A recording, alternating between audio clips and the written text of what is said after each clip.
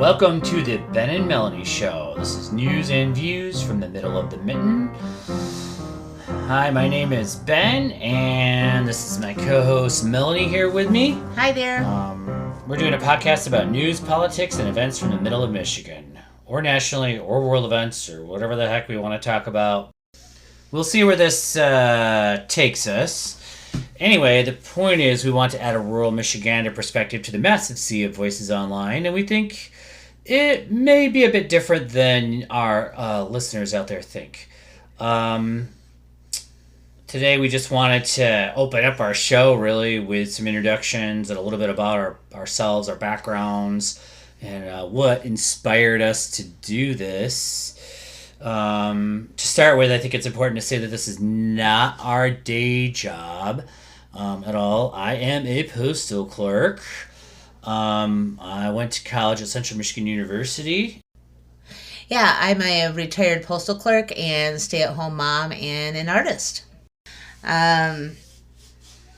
We're foster parents. We've adopted two beautiful, amazing children from foster care. That's the most important thing in our lives at this moment. It's not the only thing we do. We both are educated. We both went to Central Michigan University.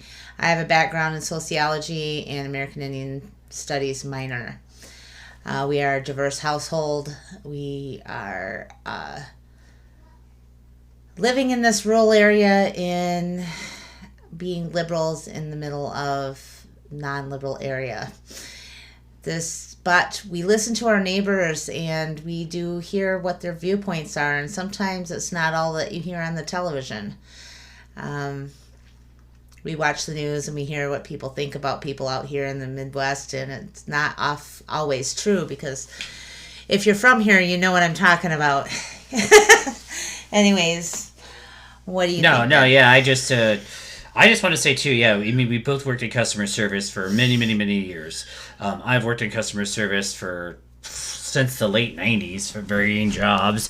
And I hear a lot of different opinions at work, that's for sure. And that people are getting definitely more political in the past few years. People are very proud to be self-righteous, and that's kind of scary. More and more than it used to be, anyway, it seems like to me. But anyway, the consequences, I feel like, are, at this point, ignorance causes like deadly consequences, and it's just not right. And anyway, yeah. I'd also like to say fear. Fear is a big, huge problem, and it has been. I think the fear was injected into our society back after 9/11 happened.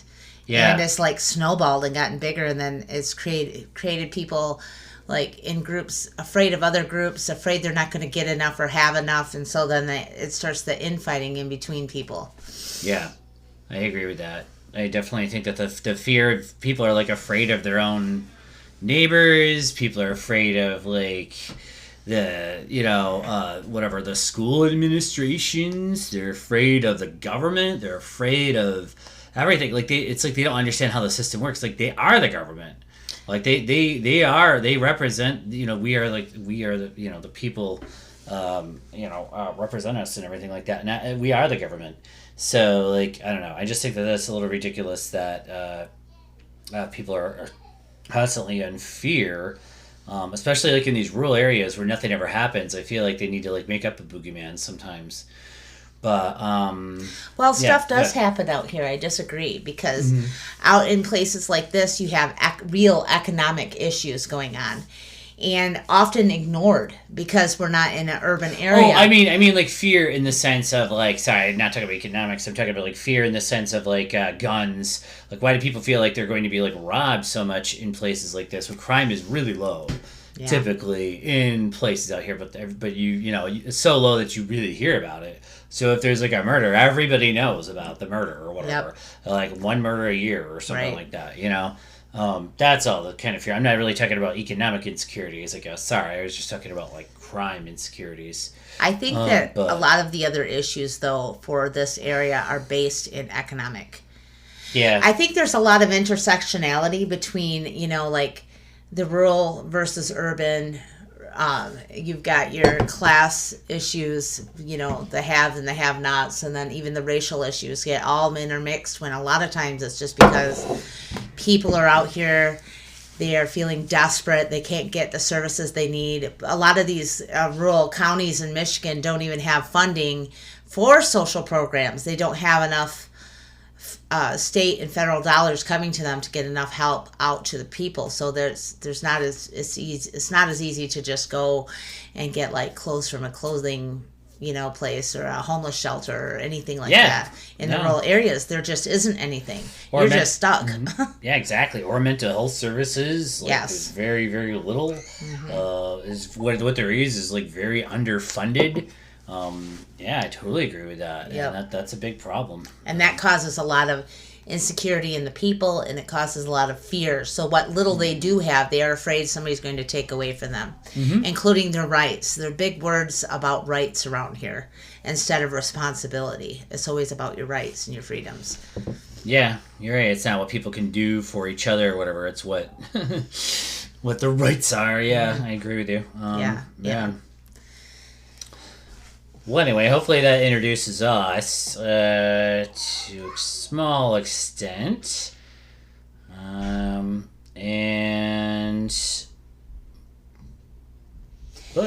But the divide needs to be looked at deeper, because we wanted to add our voices to this argument that's going on in the stratosphere, because there's a lot of division, and if you get past all of the little hashtags and stuff for each party and each section and each group, then you can really get to the meat of the argument with each other.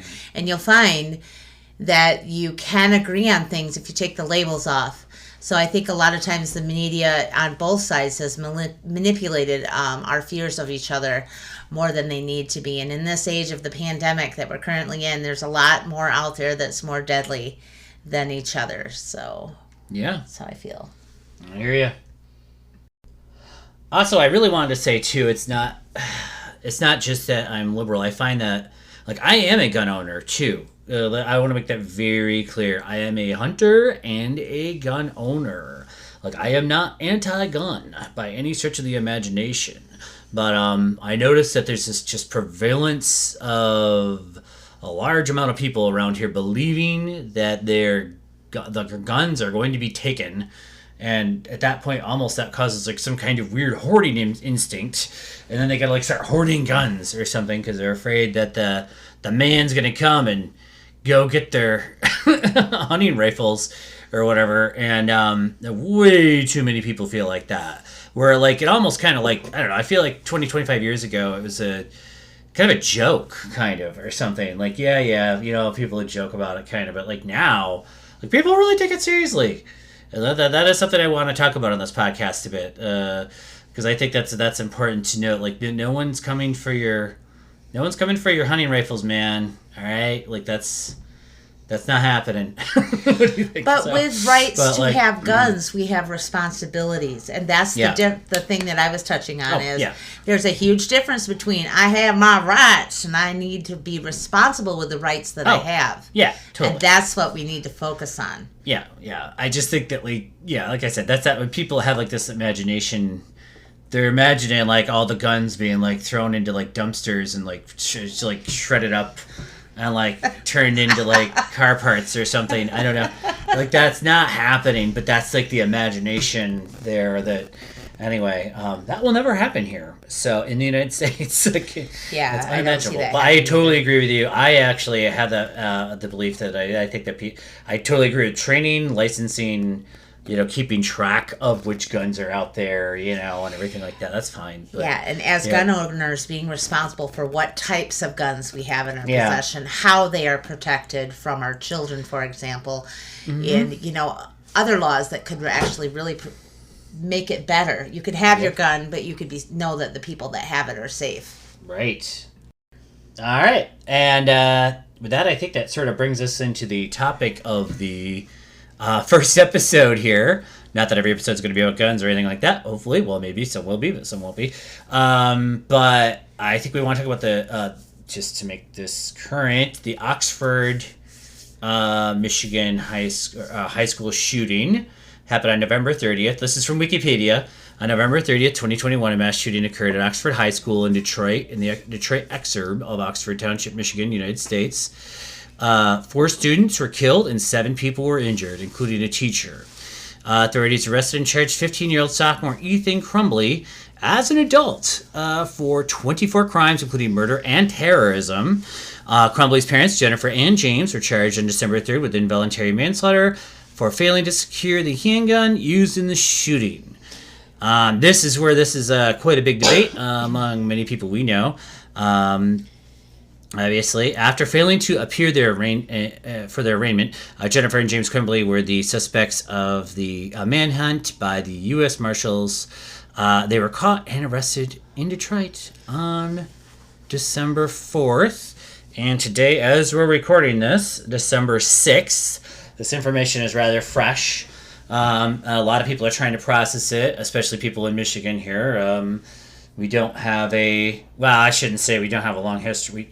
We don't have a long history, I guess, recently of school shootings. I know back in like the 30s or something, there was actually like a bomb that went off, and a guy blew up a school, killing a large amount of children. I don't know, remember, that was actually in Michigan, and before like modern times here, that was actually one of the worst acts of terrorism, I think, in U.S. history, actually, because it was really stupid. He just didn't want to pay his property taxes. Just horrible.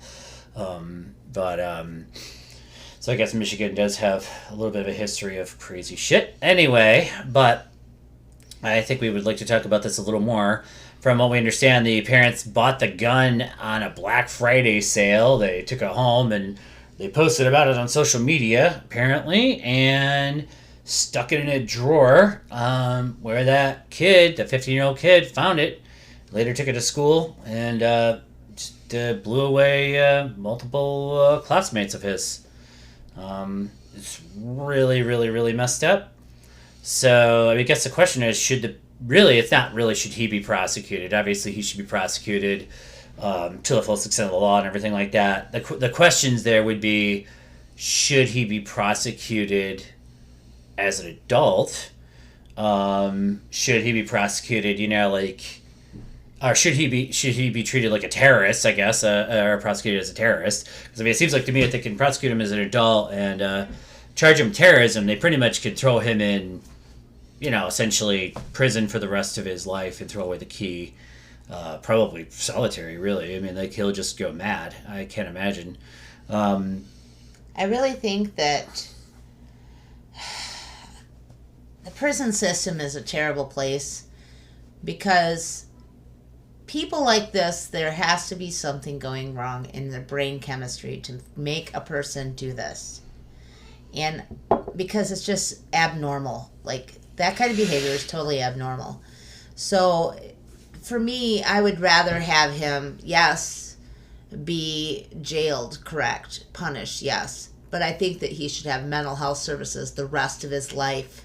I would hope that would go without saying. I don't know, though. Actually, I don't know. I don't know what they do. I want to believe that prisons do have counselors and things still at this point, don't they? I don't know. I have heard a lot of stories about being on the inside, either from prison guards or people that have briefly been in jail, and I think that it isn't what we think it is when we're on the outside. I don't think they get the help that they need. Mm-hmm. I think it's more about punishment and locking them away from everyone than it is about rehabilitation or giving a rat's butt about the human that's stuck in that cell. Mm-hmm. And the other question, obviously on everybody's minds, is should the parents be prosecuted to the fullest extent of the law as well, whatever their role was in aiding and abetting or whatever they're accused of. From what I've read, they're saying they're not guilty. But he's saying he's not guilty as well, from what I've read.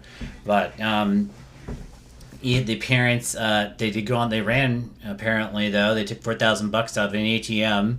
From what we understand, this is all just from what the news says, But then they were found hiding in some art museum place or something, I guess. I thought it was a warehouse in Detroit. But I thought it was used for art. Anyway, I guess I don't really know. So that's pretty wild. Look, it kind of makes it look like they were planning on just like skipping town, like or skipping the country even. I don't know. $4,000 doesn't seem like you take it that far, but you never know. Probably take you a ways, a little ways. But yeah. Anyway, I think that's a big question there too. This is probably I don't think I've heard of any cases prior to this where the parents were prosecuted, brought into. Yeah, this is a very, very weird, unique situation that his parents are being brought into this. But yeah. I think social media plays a big part in this. I think the police saw, and during their investigation of taking things out of the house and looking at the social media accounts of the parents, saw the post that the mother made, and the picture of them with the kid and all that kind of stuff in the commentary. So bad. So damning. So and bad. I think that is why they were charged. Yeah, no. Because it's their own words saying that they had bought it. They, and then her text message to him about something about not getting caught. What was that about? Do you remember? It was just said, "Oh, LOL, don't get caught next time, sweetie," or something. She texted him that when he was looking up ammunition, when he was caught looking up ammunition in school. Okay. She didn't take it seriously for his gun, and he got in trouble, I guess, for. I didn't realize that you could get in trouble for that, actually, but that's, whatever. He got caught looking up ammunition, I guess, for his gun, his new Black Friday gun or whatever, and, his mom made a big joke out of it. But they had to have known. I mean, if they were parents, I don't know, maybe they were, like, the worst parents in the world, but they had to have known he was, like, disturbed. Like, at least dark. Like, obviously... And I read an article, too, yesterday from the viewpoint of the ex-wife. It was, I think, a Fox 17 News online article. Anyways, Mr. Crumley, the dad, he had been married previously to this woman who was in the article, saying that they gave this child, the shooter, they gave him everything. So it wasn't like a situation where the kid was poor and ignored and neglected and didn't have anything. I want to make that clear, because a lot of times people think that that's what the lone shooter in the school, or the sad one, or the lonely one, or the one that comes to school with the dirty clothes. This kid had everything he wanted. Yeah, no, in fact, it seems like in modern history, it almost seems to be the opposite of that, though. Yeah. Like in modern, and the last 20, 25 years, it seems like the shooters typically are middle class. And they're just, they're very middle class. I mean, maybe they're sad loner type people or whatever. Maybe sometimes not. I don't know. You know what I mean? But that's, I don't think. Here's something I want to talk about with this issue is privilege. Mm-hmm. Why is it most of these shootings, I mean, every shooting I've ever heard of in a school is a Caucasian male doing the shooting? Why is that? And what is it about the society that's causing that to happen? Why isn't I don't think that any every other shooting is. I'm trying to think. I've heard of mass shootings that were not done by Caucasian males. In school? Well, not specifically necessarily. There have been school. shootings. I don't know about a mass shooting. Okay, yeah. As far as specifically to go to the school to shoot up random people like it's a video game, no, you're right. I haven't heard of that. Obviously, I've heard of black males shooting at school. If it's I'm sure it's some reason. There's a reason for it. Yeah. Maybe like. But I'm talking about when kids come to school to shoot people in the school. I have never heard of anybody other than a Caucasian male doing that. Well, look it up. I mean, sure, you could probably. Well, I mean, we could. Let's look it up. We got up. time to look at. Okay. Yeah, you talk. I'll look it up. We'll look it up. Okay. Melanie has some stats here. Okay, so we looked this up. This is on a Statista.com statistics. Number of mass shootings in the U.S. between 1982 and November 2021 by shooters' race or ethnicity. So 66% were white, 21% black, 10% Latino, 8% Asian, 5% other, 3% Native American or unknown or unclear. And it says that it actually just reflects the U.S. population. So it isn't mostly Caucasian males. It can be any race. It does state the thing that we were talking about earlier about it being, it says over half of the shootings that took place, there were mental health factors indicated and were considered to be the blame for the mass shootings. So mental illness is definitely a factor in these shootings that happen in schools. So the schools have responded in various ways. Some schools have, focused on punitive measures, such as having cops in there and scanning the children before they go in and having metal detectors and things like that. And then other schools in general are trying to locate and try to teach the children to locate if a child is a loner, befriend them and help them and let people know, kind of thing. That shouldn't be their job. They're in school. I think that's nuts a bit. Yeah. I mean, I understand. I agree that they should be in a perfect world. They should do that, but that isn't. They're not getting paid to do that. There's not enough time in the school for the teachers and the staff to be able to take care of every little issue like that. It's like we overburden the cops, we overburden our social workers, and we overburden our school staff and teachers. I mean, it's hard enough to keep up with all of the stuff that is required for them. What we do need is the federal government to give us more money per school for social workers and psychiatrists. They can't be just therapists. They need to be actually... Yeah, no, go ahead. Schooled good, because, all these problems. You get one in a school, you get one therapist right now for all of the students.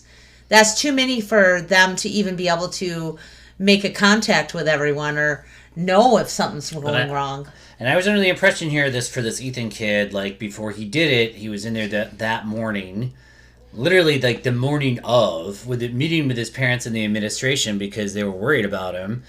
And because he had like drawn a picture or something of somebody getting shot or something. I guess I'm not really sure, but they well, I guess it all says here what he did. But anyway, they wanted him to have counseling within 48 hours, and obviously that was not good enough. Like, they probably should have had a social worker or somebody on staff at the school at the time for him to talk to. He should have not been put back into regular classes. He should have been just taken to the counselor's office or social worker's office right then. You know what I mean? And then, for whatever reason, this is where his parents, like, really messed up. Two, like, they just thought, apparently, did not take it seriously at all and just left him there at school. And they should have taken him home, obviously. That would have saved quite a few lives right there. But, yeah. If we could get enough federal dollars for the states to develop crisis response teams, because school shootings are not the only mental health issue in this country that causes problems, and also overburdens our police forces.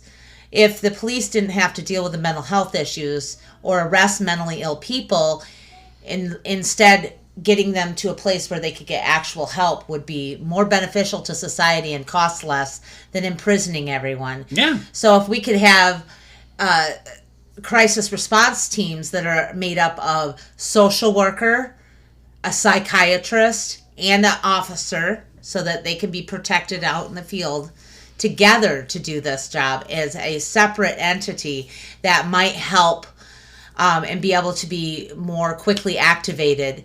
The school did make a huge mistake, I think, by sending them back to class. They should have done what Ben mentioned, pull them right out of class and have them in that therapy room for the day, I think. Yeah, I mean, obviously, they needed to separate him from the rest of the And if this was an actual issue and the parents actually refused him mental health care, that is unclear to me right now because I have not read what the actual case was. But if they did, that would be medical neglect, as far as I'm concerned. And we need to start seeing mental health issues the same as physical health issues. Right. And, like, the cop's job is to, like, mop up afterwards. It's not the cop's job to, like...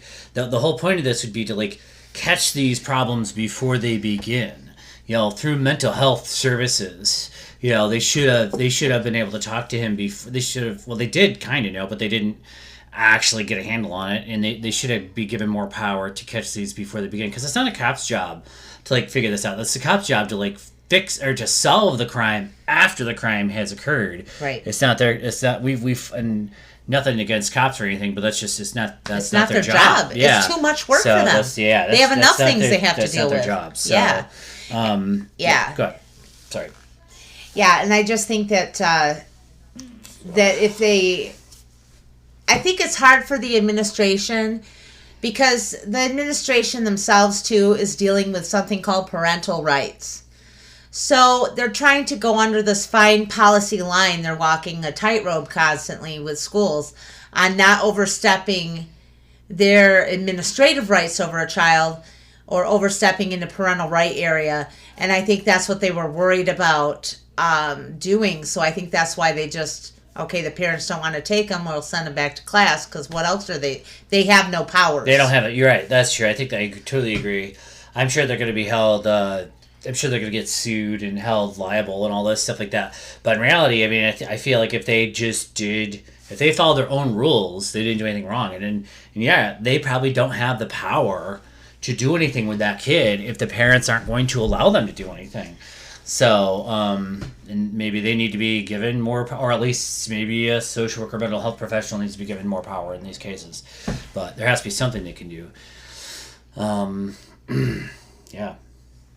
Anything else you want to add, or is that I think that's it. I think for that right now. Yeah. We'll see in the next, coming months. Probably it'll take for them to get arraigned, and maybe more will come out about the story. But I want to say one more thing. I am tired of everyone giving their thoughts and prayers, because at this point, with the amount of shootings we've had in this country, we need to do something different. I know. Thoughts and prayers. It's almost like a joke now. So, things have got to change, and hopefully this podcast will be part of that change. So, we just want to make you think. We want to get the conversation rolling here. Yep, get the conversation at least started. Obviously, people can do whatever they're going to do, but we actually would really, really appreciate people just talking, for one, not just tuning the other side out, you know what I mean? It requires like both all the parties and all different sides in this country to have a conversation. We feel so. Yep. Trying to think if there was anything else. Was that about it right now, or I think that's it for right now. I think. Okay. If you want to, you can leave us comments.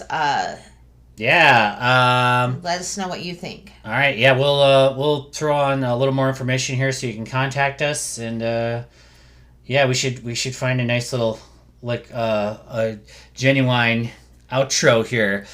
What do you think that should be? I have no idea. Have a good one. That's something people say.